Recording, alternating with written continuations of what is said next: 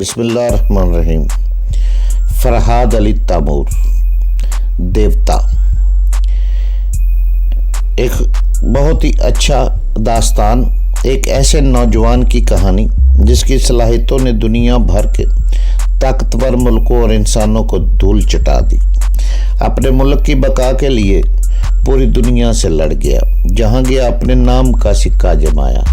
جسے بچپن میں نہ ماں کا پیار ملا نہ باپ کا، جو ماں کی گود کو ترستا رہا، جسے نفرت ہی نفرت ملی۔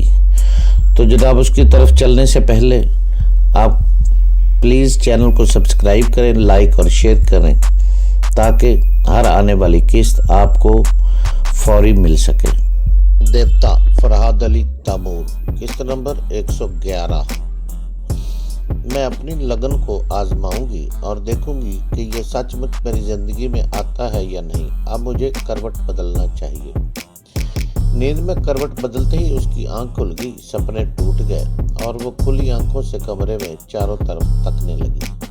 ماسٹر یوشے نے ذرا دیر کے لیے بیل منڈو کے دماغ میں جھانک کر دیکھا اور پتہ چلایا کہ وہ میرے ساتھ ہوٹل انٹرکام کے احاطے میں پہنچ چکا ہے۔ یہ معلوم ہوتے ہی وہ پھر روما کی طرف پلٹ گیا، پھر اس کی سوچ میں بیتے ہوئے سپنے کی یاد تازہ کرنے لگا۔ میں خوابگاہ میں اس اٹیچی والے گونگے کو کیوں دیکھ رہی تھی؟ انکل تو اس کے دشمن ہے۔ کیا میں اپنے انکل کو دشمنوں کی تمنا کر سکتی ہوں؟ اگر نہیں کر سکتی تو پھر اسے سپنے میں کیوں دیکھوں؟ روما اپنے طور سے سوچنے لگی۔ سپنے جھوٹے بھی تو ہوتے ہیں، بس وہ خواہ بخواہ ہی سپنے میں چلا آتا ہے۔ ماسٹر یوشے نے اس کی سوچ میں کہا، اگر میں نے سپنے میں اسے خواہ بخواہ دیکھا ہے تو وہ میرے سامنے کبھی نہیں آئے گا، اور اگر میرا سپنا سچا ہے تو میں اپنی لگن کو آزماؤں گی اور دیکھوں گی کہ وہ میرے سامنے آتا ہے یا نہیں۔ اسی وقت دروازے پر دستک ہوئی۔ وہ چونک کر اس طرف یوں دیکھنے لگی جیسے اس کے سوچتے ہی وہ دستک دینے والا چلا جائے گا یا چلا آیا ہو۔ پھر اسے اپنی احمقانہ سوچ پر ہنسی آ گئی اور وہ سوچنے لگی، میں نیند کی حالت میں کیسی فضول سی باتیں سوچتی جا رہی ہوں۔ بھلا کبھی ایسا ہوا ہے کہ جسے سپنے میں دیکھو وہ آنکھ کھلتے ہی سامنے چلا آئے؟ اس نے اپنی ریسٹ واچ کو دیکھا۔ 3:30 بج رہے تھے۔ رات کے پچھلے پہر اس کے انکل کے سوا کوئی دوسرا اس کے کمرے پر دستک دینے کی جرت نہیں کر سکتا تھا۔ وہ بستر سے اٹھ کر دروازے کے پاس آئی اور اسے کھول دیا۔ کھلے ہوئے دروازے پر بیل منڈو کھڑا ہوا تھا۔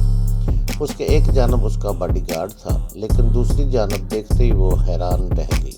اسے اپنی آنکھوں پہ یقین نہیں آ رہا تھا، جسے ابھی ابھی وہ سپنے میں دیکھ چکی تھی۔ وہ کھلی آنکھوں کے سامنے نظر آ رہا تھا۔ اس نے اپنا ایک ہاتھ اٹھا کر اپنے بازو میں چٹکی لی، پھر تکلیف سے سی کر کے رہ گئی۔ تکلیف کے احساس سے نے اسے سمجھا دیا کہ وہ خواب نہیں دیکھ رہی، بلکہ وہ گونگا سچ مچ اس کے سامنے آ کھڑا ہو گیا تھا۔ بیل منڈو نے روما کو حیرانی سے دیکھتے ہوئے پوچھا، کیا بات ہے بیبی، تم اپنے بازو میں چٹکی کیوں بھر رہی ہو؟ انکل، ابھی میں نے جو خواب دیکھا ہے وہ اتنی جلدی حقیقت بن گیا کہ مجھے حیرانی ہو رہی ہے، اس لیے میں چٹکی لے کر یہ سمجھنے کی کوشش کر رہی ہوں کہ کہیں میں ابھی تک خواب تو نہیں دیکھ رہی۔ بیل منڈو نے ہنستے ہوئے پوچھا، یو سلی بیبی، تم نے خواب میں کیا دیکھا اور اب کیا دیکھ رہی ہو؟ ویسے مجھے یقین ہے کہ میری بیبی نے مجھے ہی دیکھا ہے۔ نہیں انکل، آپ کو نہیں، میں نے اس گونگے کو دیکھا۔ کتنی عجیب بات ہے کہ آنکھ کھلتے ہی آپ اسے میرے پاس لے آئے ہیں۔ بیل منڈو نے میرے شانے پر ہاتھ رکھتے ہوئے روما سے کہا، اچھا تو تم میرے اس دوست کو دیکھ رہی تھی؟ دوست؟ روما نے حیرانی سے پوچھا، مگر آپ تو تمام گونگوں کو اپنا دشمن سمجھتے ہیں۔ پھر وہ میری بھول تھی، یہ میرا دشمن نہیں ہے۔ کیا تم ساری باتیں دروازے پر ہی کرو گی؟ میرے دوست کی خاطر مدارت نہیں کرو گی؟ روما نے جلدی سے کہا، ہاں کیوں نہیں، اندر آئیے۔ میں بیل منڈو اور اس کے باڈی گارڈ کے ساتھ روما کے کمرے میں آ گیا۔ روما نے مجھے بیٹھنے کے لیے کرسی کی جانب اشارہ کیا۔ کرسی پر بیٹھتے ہوئے میں نے دیکھا کہ بیل منڈو کا باڈی گارڈ اپنی جیب سے نسوار کی ڈبیا نکال کر اور اس میں سے ایک چٹکی نسوار لے کر اپنی ناک کے نتنوں میں رکھ رہا تھا۔ بعض لوگوں کو نسوار ناک میں لے کر سونگھنے کی عادت ہوتی ہے۔ چھینک نہ آئے تو وہ خواہ مخواہ نسوار کے ذریعے چھینک کر پتہ نہیں دماغ سے کیسا غبار نکالتے رہتے ہیں۔ اس وقت میری سمجھ میں نہیں آیا کہ میری توجہ اس کی نسوار کی ڈبیا پر کیوں مرکوز ہو گئی تھی۔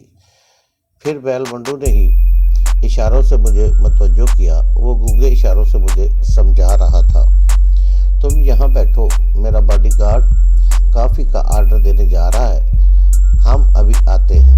یہ کہہ کر وہ روما کے ساتھ کمرے سے باہر چلا گیا۔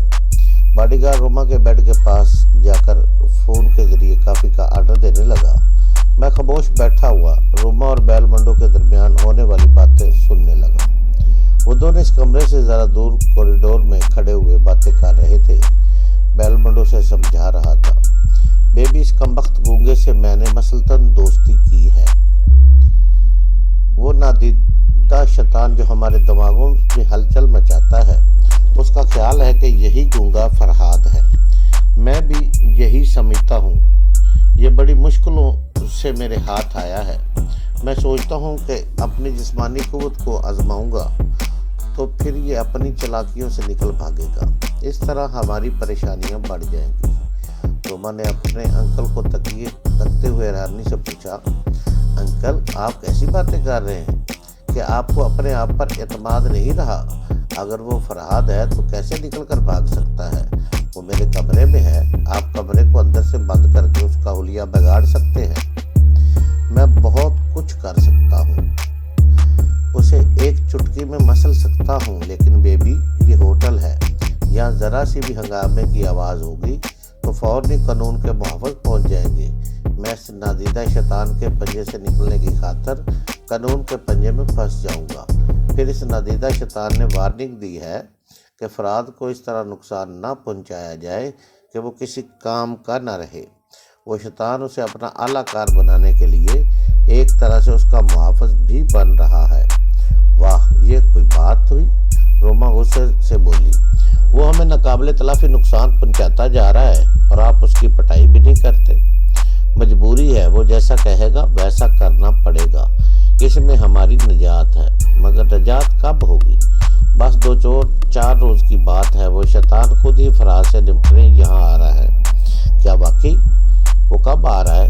اگر وہ میرے سامنے آ جائے تو میں اس کا خون پی لوں گی۔ بزدل کہیں کا، چھپ کر ہمیں پریشان کر رہا ہے۔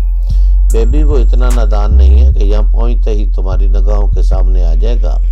یہاں بھی وہ ہم سے چھپ کر رہے گا۔ ہم تو یہ بھی نہیں جانتے وہ کس دن اور کس وقت یہاں پہنچے گا۔ روما مایوس ہوگی۔ بیل منڈو نے اس کے شانے کو تھپتے ہوئے کہا، ڈونٹ وری، یہ شیطان کا شکار فرہاد ہے۔ اس نے وعدہ کیا ہے کہ یہاں پہنچتے ہی ہمیں آزاد کر دے گا اور پھر کبھی ہمیں ٹیلی پیتھی کے ذریعے پریشان نہیں کرے گا۔ اگر ایسا ہو جائے انکل تو میں خدا کا بھی شکر ادا کروں گی اور اس شیطان کا احسان بھی مانوں گی۔ لیکن پھر یہی سوال پیدا ہوتا ہے کہ وہ کب یہاں پہنچے گا؟ کیا آپ اس وقت تک فراد کو یہاں روک سکیں گے؟ مجھ سے زیادہ تم اسے روکنے میں کامیاب ہو سکتی ہو۔ میں وہ کیسے؟ ایسے کہ تم مجھ سے دوستی کرو، اس سے لگاوٹ کی باتیں کرو۔ وہ شیطان فراد کی بہت سی کمزوریوں سے واقف ہے۔ اس نے کہا ہے کہ صرف روما اسے یہاں روک کر رکھ سکتی ہے، لیکن میں کیسے روک سکتی ہوں؟ اس سوال کے ساتھ ہی اس کے دماغ میں ماسٹر یوشے کی سوچ ابھری۔ بیبی، میں تمہاری رہنمائی کروں گا، اب تم اپنے کمرے میں جاؤ۔ روما نے اپنے انکل سے کہا، انکل وہ پھر میرے دماغ میں بول رہا ہے، مجھ سے کہہ رہا ہے کہ وہ میری رہنمائی کرے گا۔ ہاں، مجھے اپنے کمرے میں جانا چاہیے، کیا میں جاؤں؟ ہاں بیٹی جاؤ، فی الحال تمہیں اس کا حکم ہم دیکھیں گے کہ وہ کہاں تک اپنا وعدہ پورا کرے گا۔ ماسٹر یوشے کی سوچ نے کہا، میں اپنا وعدہ اسی وقت پورا کروں گا جب روما اسے روکنے کے سلسلے میں میرے ہر حکم کی تعمیل کرے گی۔ اب سے ٹھیک 50 گھنٹے بعد تم دونوں آزاد کر دیے جاؤ گے۔ روما نے بیل منڈو کو بتایا کہ ماسٹر یوشے اس سے کیا کہہ رہا ہے۔ وہ آزادی کی خاطر اس کے کام کی تعمیل کیے جا رہی تھی۔ یہ کہہ کر وہ میری طرف آنے لگی۔ اس وقت ایک بیرا کافی کی ٹرے لے آیا تھا۔ روما اپنے کمرے کے دروازے پر پہنچی تو ماسٹر یوسف نے اسے روک کر ہدایت دی، سنو، فراد ہمیشہ کے سامنے مسکراتی رہنا، ایسے مسکراتی رہو جیسے وہ تمہارا آئیڈیل ہو، جیسے وہ تمہارے برسوں کا خواب ہو اور ان خوابوں کی تعبیر بن کر سامنے آ گیا ہو۔ ماسٹر یوسف کی اس ہدایت کے ساتھ ہی اسے اپنا خواب یاد آ گیا۔ میں سچ مچ اس کے خواب میں ایک آئیڈیل کی طرح نظر آیا تھا۔ وہ چند لمحوں کے لیے الجھ گئی۔ میں دشمن بھی تھا اور اس کے سپنوں کا شہزادہ بھی تھا۔ بہرحال جو کچھ بھی تھا اسے ہر حال میں مسکرانا پڑتا، لہذا وہ مسکراتی ہوئی کمرے میں داخل ہوئی۔ وہ سامنے آئی تو میں بھی اسے دیکھ کر مسکرانے لگا۔ وہ میرے سامنے کرسی پر بیٹھ کر میرے لیے کافی بنانے لگی۔ ماسٹر یوسف نے پوچھا، فراد کے علاوہ کمرے میں اور کون کون ہے؟ روما نے سوچ کے ذریعے جواب دیا کہ اس کے انکل کا ایک باڈی گارڈ ہے۔ سوچ کی دنیا میں باڈی گارڈ کا ذکر ہوا تو پھر مجھے وہ نسوار کی ڈبیا یاد آ گئی۔ اچانک میرے ذہن میں ایک روشنی سی ابھری، ایک بہت ہی عمدہ سی تدبیر کا ہلکا سا خاکہ میرے ذہن میں آیا۔ میرے دماغ نے مجھے سمجھا دیا کہ نسوار کی ڈبیا میرے کسی کام آ سکتی ہے۔ اس وقت ماسٹر یوسف روما سے کہہ رہا تھا، اس باڈی گارڈ کو باہر جانے کے لیے کہو اور اپنے کمرے کو اندر سے بند کر لو۔ روما نے باڈی گارڈ کی طرف منہ پھیر کر کہا، تم اب جا کر آرام کرو، مجھے ضرورت ہوگی تو تمہیں بلا لوں گی۔ وہ اس کا حکم سن کر جانے لگا تو میں نے ہاتھ بڑھا کر روما کو اپنی طرف مخاطب کیا اور اشارے سے اسے سمجھایا کہ مجھے نسوار چاہیے۔ روما نے باڈی گارڈ کو روک کر اس سے نسوار کی ڈبیا طلب کی، پھر اس سے وہ ڈبیا لے کر میری طرف بڑھا دی۔ میں نے وہ ڈبیا لے کر اسے الٹ پلٹ کر دیکھا، پھر اپنی جیب میں رکھ لیا۔ روما نے پوچھا، کیا اسے استعمال نہیں کرو گے؟ میں نے اشاروں میں جواب دیا، میں سونے سے پہلے اسے تھوڑا سا استعمال کروں گا، پھر صبح اٹھنے کے بعد بھی یہ میرے کام آئے گی۔ اس ڈبیا کو میری جیب میں رہنے دو۔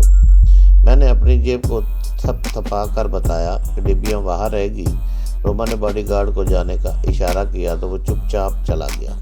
نسوار کی ڈبیا کے لین دین کے سلسلے میں وہاں جو کچھ بھی ہو رہا تھا اسے روما کی آنکھیں دیکھ رہی تھی اور اس کا دماغ ماسٹر یوسف کو تمام سچویشن سے آگاہ کر رہا تھا۔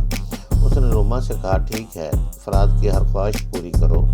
آج یہ معلوم ہو گیا کہ وہ نسوار پسند کرتا ہے۔ میں اس کی تمام عادات سے واقف ہونا چاہتا ہوں۔ بیبی، تمہاری سوچ بتا رہی ہے کہ تم ابھی تک اپنی جگہ بیٹھی ہوئی ہو، وہاں سے اٹھ کر دروازے کو اندر سے بند نہیں کیا ہے۔ Carry on my dear. وہ فوراً اٹھ گئی اور اس آگے بڑھ کر دروازے کو بند کر دیا۔ جب وہ دروازے کے پاس سے پلٹنے لگی تو ماسٹر یوسف نے اس سے پوچھا، بیبی اپنے لباس کے متعلق بتاؤ، اس وقت تم نے کیا پہن رکھا ہے؟ اس نے سوچ کے ذریعے بتایا، میں نے ریشم کی نائٹی پہن رکھی ہے۔ صرف نائٹی؟ روما نے جھنجھلا کر کہا، یہ پوچھنے والے تم کون ہوتے ہو؟ تم صرف اپنے کام سے مطلب رکھو۔ میں اپنے مطلب کی ہی بات کر رہا ہوں۔ یہ میرا حکم ہے کہ تم باتھ روم میں جاؤ اور جب وہاں سے نکلو تو تمہارے بدن پر صرف نائٹی رہے۔ اس دیوانے کو بتاؤ کہ پردوں سے بدن کی چاندنی کیسے چٹکتی ہے۔ میں ایسا نہیں کروں گی۔ تم بہت کمینے شیطان ہو۔ شیطان کمینہ ہی ہوتا ہے بیبی، وہ جو بھی کر گزرے کم ہے۔ میں 3 تک گن رہا ہوں، 3 کے بعد تم اپنے انکل کے کمرے میں جا کر اسے دیکھنا، وہ پاگلوں کی طرح چیختا ملے گا۔ فراد ابھی ہماری مٹھی میں ہے۔ میں تم لوگوں کی ذرا سی بھی حکم عدولی پسند نہیں کروں گا۔ 1 2 میں باتھ روم میں جا رہی ہوں۔ وہ گھبرا کر جلدی سے باتھ روم کی طرف بڑھ گئی۔ جب باتھ روم کا دروازہ بند ہو گیا تو میں مسکرا کر کافی کی چسکیاں لینے لگا۔ ماسٹر یوسف سوچ کے ذریعے اسے سمجھا رہا تھا کہ اسے کس طرح آہستہ آہستہ اپنے اچھوتے بدن کی نمائش کرنی ہے اور کس طرح اپنی جوانی کا چارہ ڈال کر ایک جانور کو اس جگہ ٹنی سے باندھ کر رکھنا ہے۔ تو میں اسے التجائیں کر رہی تھی کہ وہ مجھے پھانسنے کے لیے کوئی دوسرا طریقہ اختیار کرے اور ماسٹر یوسف اسے سمجھا رہا تھا، بیبی، میں فرحاد کو تم سے زیادہ سمجھتا ہوں۔ تم لوگ مجھے شیطان کہتے ہو اور میں کہتا ہوں وہ مجھ سے بڑا شیطان ہے۔ اس وقت اسے وہاں روکنے کے لیے وہ تمام حربے استعمال کروں گا جو اس کے پاؤں میں زنجیر ڈال سکتے ہیں، اور میرا تجربہ کہتا ہے کہ تم سب سے خوبصورت زنجیر ہو۔ روما نے آہستگی سے کہا، میں اپنی مرضی کے خلاف خود کو اس کے سامنے کیسے پیش کروں گی؟ یہ درست ہے کہ وہ بڑے عجیب انداز میں پہلے خواب میں آیا، پھر میرے کمرے میں آیا ہے۔ یہ سوچ کر اس کی ذات سے ایک عجیب سی دلچسپی پیدا ہو جاتی ہے۔ میں ذہنی طور پر اس کی طرف جھک رہی ہوں، مگر معیار بھی تو کوئی چیز ہے۔ میں نے بچپن سے یہی دیکھا ہے کہ یہ ایشیائی لوگ ہم سے کمتر ہوتے ہیں۔ انکل بھی ایسے لوگوں کو صرف ملازم بنا کر خوش ہوتے ہیں، پھر میں اپنی سطح سے گر کر خود کو اس کے سامنے کیسے گرا دوں؟ یہ درست ہے کہ تمہارا سر پھرا انکل ایسے لوگوں کو غلام بنا کر خوش ہوتا ہے، مگر یہ نہ بولو کہ تم دونوں میرے غلام ہو۔ اس غلامی سے نجات حاصل کرنے کے لیے کبھی اپنی جان کی قربانی بھی دینا پڑتی ہے، کبھی اپنی سطح سے گر کر اپنے بدن کے سرمایہ کو بھی لٹانا پڑتا ہے۔ لہذا فوراً فیصلہ کرو، آزادی چاہتی ہو یا دائمی غلامی؟ میں بار بار نہیں تمہیں سمجھاؤں گا، وقت کم ہے۔ وہ کمرے میں تنہا بیٹھا بور ہو رہا ہوگا۔ جاؤ اس کی تفریح اور اس کی دلچسپیوں کا خاص خیال رکھو، یہی نجات کا راستہ ہے۔